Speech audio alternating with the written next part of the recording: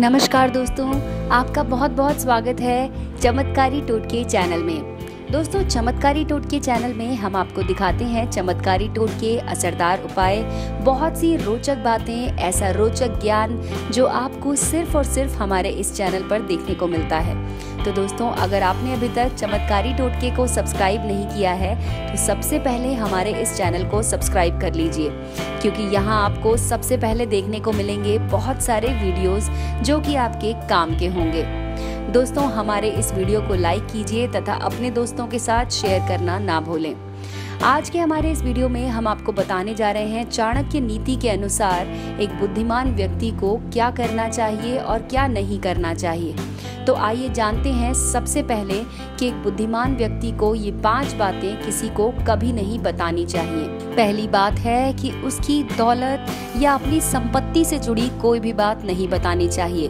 अगर किसी व्यक्ति को धन की हानि हुई है तो इस बारे में दूसरों को बताने से उसे कोई लाभ नहीं होगा, बल्कि लोग उसका मजाक उड़ाएंगे या तो फिर कोई उसकी मदद के लिए नहीं आगे आएगा। दोस्तों, दूसरी बात होती है कि किसी भी व्यक्ति को अपना क्रोध दूसरों को नहीं दिखाना चाहिए। अगर उसे क्रोध आया भी है तो दूसरों के सामने इस बात को संभाल लेना चाहिए। तीसरी बात है कि अगर किसी व्यक्ति ने अपनी पत्नी के साथ गलत व्यवहार किया है या उसकी पत्नी ने उसके साथ कोई गलत व्यवहार किया है तो इस बारे में भी दूसरों को बताने से कोई फायदा नहीं होता। लोग मौका देखकर आपकी पत्नी की और आपकी बुराई जरूर कर देते हैं। दोस्तों, चौथी बात है कि अगर आपका कहीं अपमान हुआ है या किसी ने आपको गाली दी है तो इस बारे में भी किसी को कभी नहीं बताना चाहिए। दोस्तों, 5वीं बात है कि अगर किसी ने अपनी इज्जत गंवा दी है तो इस बारे में भी कभी दुनिया के लोगों को नहीं बताना चाहिए। दोस्तों, आइए जानते हैं चाणक्य नीति में कही गई कुछ और बातें जो कि हमारे काम के लिए, हमारे व्यवहार के लिए बहुत ही काम की हैं। दोस्तों, जो व्यक्ति अपना बिजनेस करने में, आर्थिक व्यवहार करने में, ज्ञान का अर्जन करने में, खाना खाने में शर्माते नहीं हैं, वो हमेशा सुखी रहते हैं। ऐसा चाणक्य नीति में लिखा हुआ है।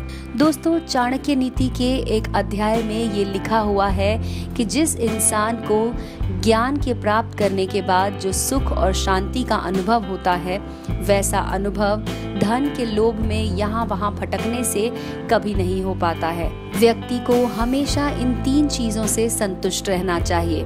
उसमें पहले नंबर पे है दोस्तों खुद की पत्नी, दूसरा है वो भोजन जो उसे विधाता ने दिया है, और तीसरा उतना धन जितना उसे ईमानदारी से मिल जाता है। लेकिन किसी भी व्यक्ति को इन 3 चीजों से संतुष्ट नहीं होना चाहिए। पहला अभ्यास, दूसरा भगवान के नाम का स्मरण और तीसरा परोपकार यानी कि दूसरों का कल्याण। दोस्तों, चाणक्य नीति में ये भी कहा गया है कि इंसान को कभी भी इन 2 लोगों के मध्य से नहीं जाना चाहिए। पहला है 2 ब्राह्मण यानी कि 2 ब्राह्मणों के बीच में से होते हुए नहीं जाना चाहिए। दूसरा है ब्राह्मण और उसके यज्ञ में जलने वाली अग्नि। तीसरा है पति और पत्नी के मध्य में से। चौथा है स्वामी और उसके नौकर के बीच में से। 5वां है हल और बैल के बीच में से। दोस्तों, चाणक्य नीति में ये भी कहा गया है कि अपना पैर इन चीजों से कभी छूने ना दें। सबसे पहले है अग्नि, उसके बाद है आध्यात्मिक गुरु, तीसरे नंबर पे है कोई भी ब्राह्मण, चौथे नंबर पे है गाय, 5वें नंबर पे एक कुमारिका, 6ठे नंबर पे उम्र में बड़े आदमी से कभी अपना पैर ना छूने दें, 7वां है कोई एक बच्चा। दोस्तों, चाणक्य नीति में ये भी लिखा है कि हाथी से 1000 गज की दूरी रखें, घोड़े से 100 गज की दूरी रखें, सिंह वाले जानवर से 10 गज की दूरी रखें, लेकिन दुष्ट इंसान जहां हो वहां से निकल ही जाएं। दोस्तों, चाणक्य नीति हमें ये भी सिखाती है कि हाथी को अंकुश से नियंत्रित करें, घोड़े को थपथपा के नियंत्रित करें, सिंग वाले जानवर को डंडा दिखाकर नियंत्रित किया जा सकता है और एक बदमाश को तलवार से नियंत्रित करना चाहिए। दोस्तों, चाणक्य नीति ये कहती है कि ब्राह्मण अच्छे भोजन से तृप्त होते हैं, वहीं मोर मेघ की गर्जना से तृप्त हो जाते हैं। साधु दूसरों की संपत्ति देखकर और दुष्ट लोग दूसरों की विपदा देखकर तृप्त होते हैं। दोस्तों, ऐसा कहा गया है कि एक शक्तिशाली आदमी से उसकी बात मानकर समझौता करना चाहिए, एक दुष्ट का प्रतिकार करना चाहिए, और जिसकी शक्ति आपकी शक्ति के बराबर है उनसे समझौता विनम्रता से या कठोरता से कर सकते हैं। दोस्तों, चाणक्य नीति हमें सिखाती है कि हंस वहाँ रहते हैं जहाँ पानी होता है, पानी सूखने पर वो उस जगह को छोड़ देते हैं।